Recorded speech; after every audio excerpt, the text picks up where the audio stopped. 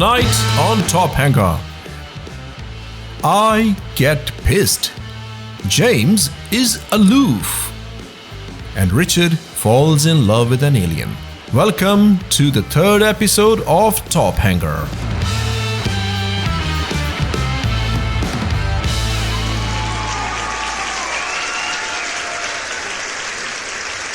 Welcome, welcome, welcome. Keep applauding, invisible people. Keep it up while I walk to my chair. So before we do the news, we have an issue. What's that? Drake. So in the last episode, we blew up a few Drake cutties. A lot of Drake cutties? Yes, a lot of Drake cutties. And that was very satisfying. And done in great taste. What's the problem? Well, not everyone has a refined taste like us, Augie, so we've been getting a lot of complaints that we are not a factual show, that we are catering to the big ships, the rich people's wallets, and blowing up the poor ships, blah, blah, blah, blah, blah. Yeah, so what are we going to do about it? Nothing. Absolutely nothing. Let's do the news. Well, let me start. Do you know the Misk Prospector now has a brother? Say hello to Misk Fortune. It's cute. Looks like a puppy, doesn't it? Yeah, almost. With a tongue sticking out, maybe? Okay, but tell me this. Why can't all the Misk ships have the same amazing cockpit as the Fortune and the Prospector? Why do we get the letterbox treatment? Because nice people like the big dashboard space and its perfect place to put your bobbleheads and knickknacks. Or plushies. I like how Fatbird flies his Star Lancer. Oh. No. Fortune is too cute for me, though. Anything is too cute for you. Okay, I like it, but not as a salvage ship. If I'm salvaging, I want my ship to look ugly and mean, filthy, industrial, squarish with straight lines and angles. So you mean like a vulture? Oh, well, you know. Are you saying you like the vulture? The Drake vulture? Vulture's a good ship. It's almost nothing like a Drake. It's not even black. I bet some designer got fired from Argo and got a job as an intern at Drake and designed the Vulture in a fit of rage. How the flimsy have fallen. And thus, the very average Jack Arson lost his marbles. Citizens, you saw it live here. I have a better ship for you. A manlier ship. And it comes from the Misk's performance division, the Mirai Guardian.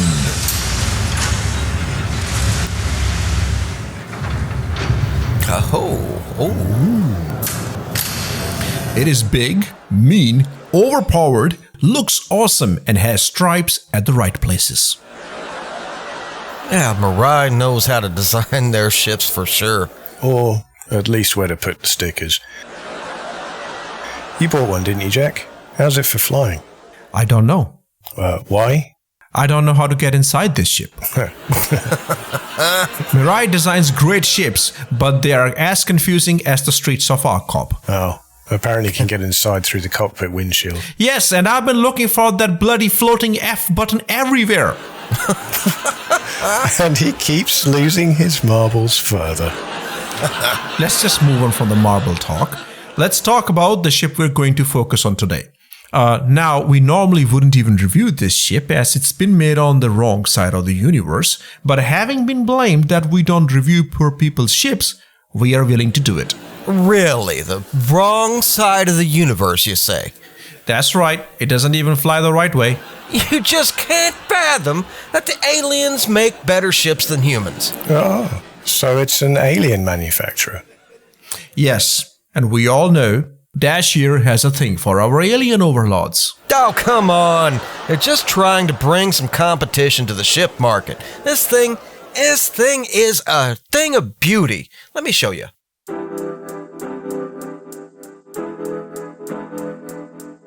Gatac Industries is my favorite alien manufacturer. But they've been around for over a decade now, and for the last few years, Gatac has been promising again and again for a new ship. Case in point, There's been promises upon promises that they would release a brand new ship. And now, finally, they have. But not this one. Enter the Gatac Syulen. Next level.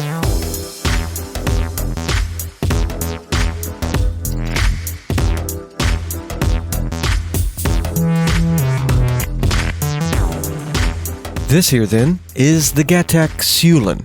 It costs nearly 1 million credits and has a top speed of 1150 meters per second. Those numbers aren't wrong, and you're not hearing me wrong. That is the speed at that cost. The Syulen comes with light blossom engines made specially for the Syulen by Sakura Sun. That's the same company that manufactures the Wow Blast Desperado toy gun. Figure that one out. Now the Drake Cutter and the P-52 Merlin both come with these engines. What voodoo Gatac's done with this technology just escapes me. All I know is when hydrogen is applied, these engines make 1,992 PWR per second. So what do these numbers mean? Let me put it this way. The name Syulen literally means fly peacefully. But I think they missed one word in the middle of the translation. Fly fast peacefully. Fly very fast.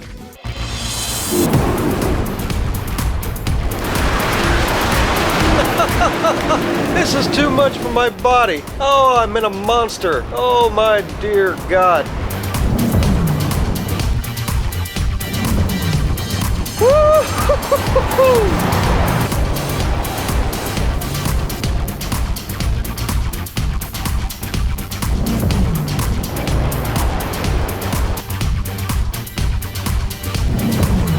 0 to 100 and what? What was that? 1 second? That's 500. That's savage. A savage, savage thing. I can't get enough of that.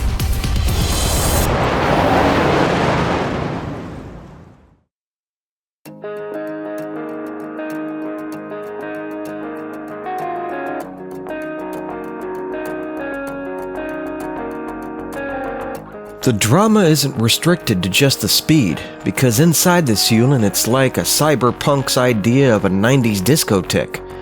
But all the songs are Xi'an in origin.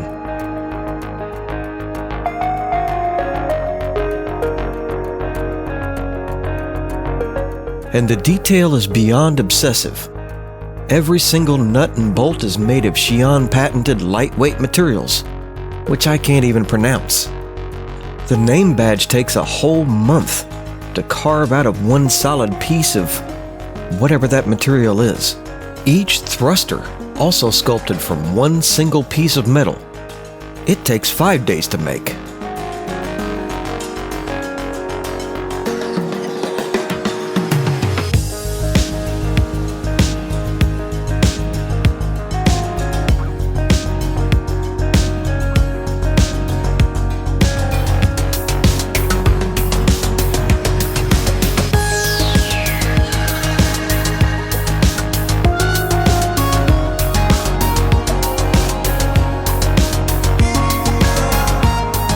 Look at this interior. It's made of 7,654 individual polygons, and it's done in such a way that you can see the inner workings of the engineering. You don't even have to use it. You can use your keybinds. But they put it there because when you use it, it's more of an occasion. And look at this. Club lighting. What do you think of that? I'm flying my own mood with me.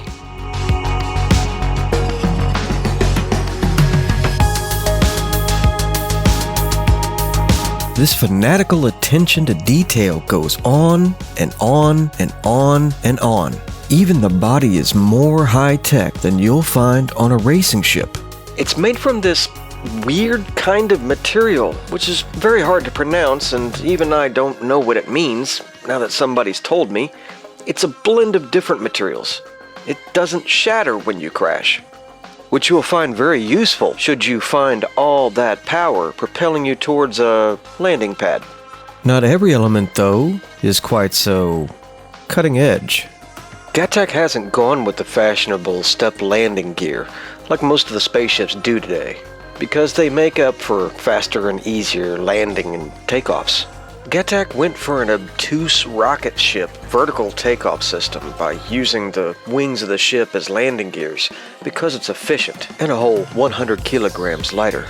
What makes the Syulen so great is that it reaches its top speed very, very fast. That puts it way ahead of all the other starter ships. It's hard to believe that this is actually a starter ship. And rather worryingly, we now come to the part of the film where we see what it's like going around the corners. So, here it goes.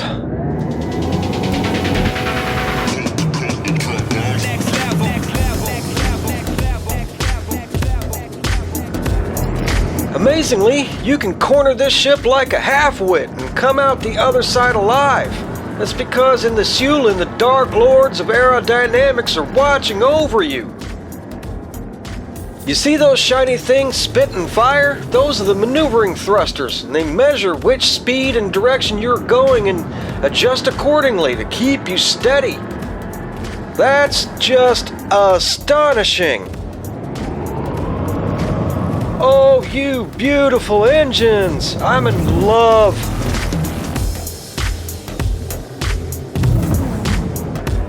It doesn't feel like a flying brick. It's all very well set up, so stable that even I can corner it hard without being plastered like a baby Maroc on the windshield. Oh Lord, this is properly put together.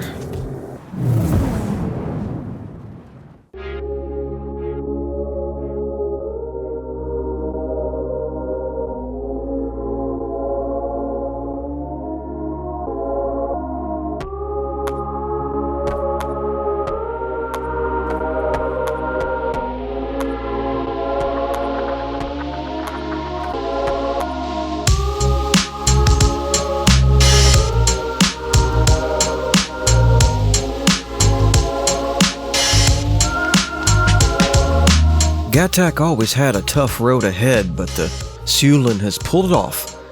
It flies great, looks great, and it hasn't lost any of the drama that Gatac promised. To top it all off, this ship has something that its rivals no longer possess. This ship, and this might start feeling like a history show now, has still got its soul. Drake and RSI, not anymore. One is owned by a possessive, self-proclaimed philanthropist, and the other is a commercial machine for selling hats and t-shirts at IAE. Gatac is where those companies were a century ago. No corporate culture, no plushies, no pleasing the Navy. We just want to make a PC desktop screenshot pinup which actually performs. And you can feel that. There might be some folks around the verse right now thinking about buying this ship. And it's the job of you and me and every citizen to stand around and join together in chorus. Get the Gatac. Get the Gatac. Get the Gatac.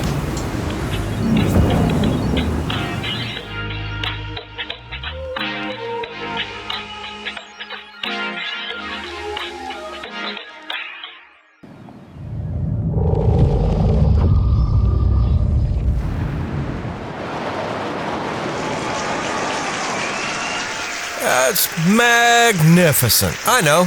Yeah. That's beautiful film.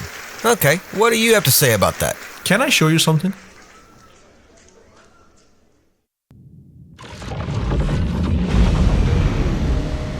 What is this? What is this? These stairs are just floating in there. What kind of voodoo is that? Jack, you have a Nomad, don't you? Yes.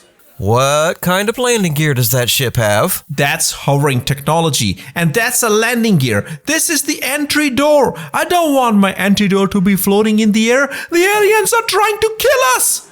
It's good to see you that you're still losing your marbles. And its landing gear is even worse. Why would humans want to be seated in that uncomfortable position while taking off or landing? You know human spaceflight began with that seating arrangement. And we came this far to go back again? You're impossible. I don't want to talk to you about it. Well, you don't have to, because now we need to take this tripod to our racetrack and see how terribly it does there. And for that, we need a tamed racing pilot. Some people say that he always gets the contracts on the day side of the planets. And that he gets along with all the gangs of the Pyro system. So of course, he has all the skins. All we know is that he is known as the Bob. Away we go, and I already don't trust it. A word has to be said about its sound design though. Good. Cutter on a corn stick. That choice of music is good enough to fail the human Sean diplomacy. Through the fists of Robert, a little bit of wobble there. Bob corrects it with all the effort of a man adjusting his tie before a job interview.